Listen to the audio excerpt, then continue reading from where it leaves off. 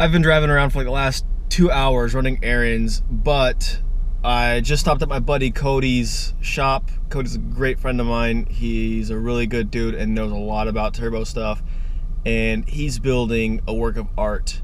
I'm gonna give you guys a little preview right now because later on when he's there so we can talk about the specs, I'll give you guys like a full detailed rundown of what the hell he's building. But check this out.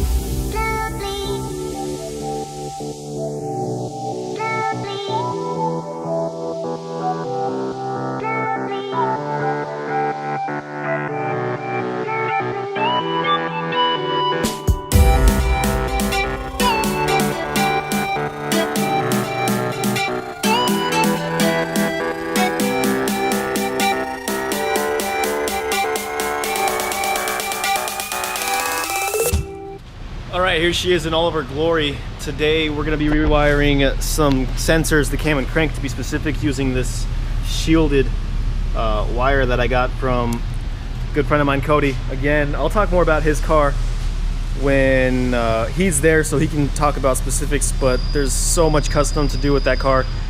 Basically, there's no rubber anywhere in the engine bay. All of it is vacuum lines and brake lines. Everything else is either like braided hose or custom bent tubing.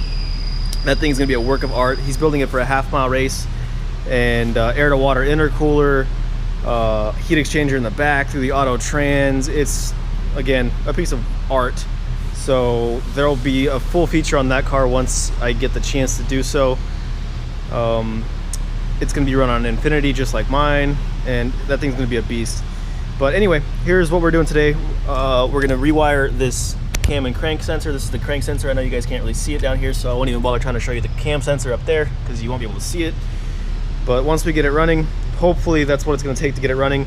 Eventually, I'm gonna wanna rewire this TPS sensor because this wire harness right here is just all like melted together. It's all one solid piece from here to here. So it's giving me a lot of noise on my TPS sensor.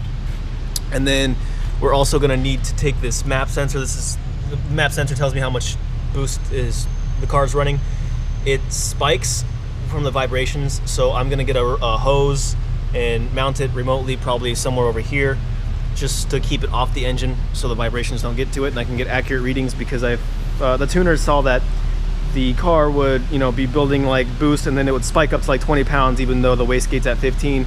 So it would obviously hit fuel cut because the car's got fail safes in it. But once I get this sensor wired in, or these two sensors wired in, I'm gonna wire them all the way to the AEM that's back here. So we're gonna run wires, you know, through the door jamb here and go all the way out to the firewall. And I'm gonna ground them to the AEM too, so we're gonna have solid grounds, solid signal cables. I'm a little worried that because the stock ECU is not gonna be getting cam and crank sensors, that I'm gonna either have an issue with my tach or the AC, because I know it uses the AC to kind of know what the engine's doing. So I guess we'll figure out one problem at a time.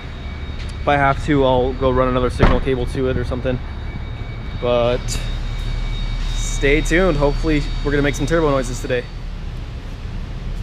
So this is the cam sensor. Check out what I found on it. I don't know, let me see if it'll show up on here. It won't focus, but where one of these wires comes in to the plug right there, it's totally broken. So I go to depin this to see if I can replace this whole wire, and the whole front of it falls apart and it's totally fucked. So off to Toyota to get a new one. Of course, it's the only dealer that has it is all the way across town, so I got like another hour drive. I'll be back.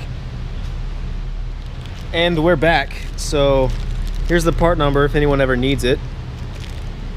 Got a new connector, and they didn't sell just the pins, so they sold me pigtails that are already pinned. So now I get to put these in the new connector, and then we can continue wiring this bitch back up. All right, so I got the new plug wired in. Looks decent. I don't know how well you guys will be able to see it, but I got it all heat shrinked and looking legit. So just got to plug it into the cam sensor and then wire it back to the AEM and solder it all back there. That's where there's gonna be a lot of soldering left to do, so it'll be fun, but we're getting there.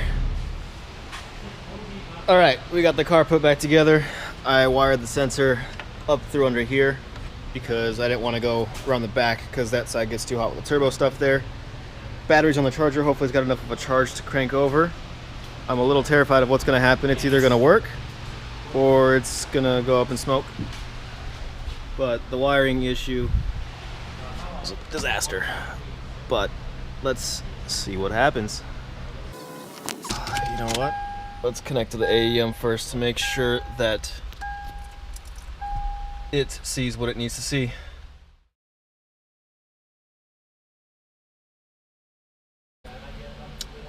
So here's an update. I'm burning the car down. Still doesn't work. Now the ECU doesn't even get power. It's late. It's like after 8 o'clock, 9 o'clock. Yeah, it's 9:15. I'm working on this thing all day. I'm calling it a day. I don't even know what the fuck is going on. I hate this car so much.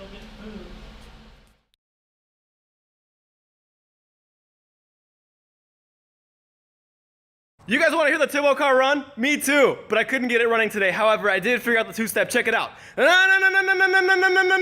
Sick, huh?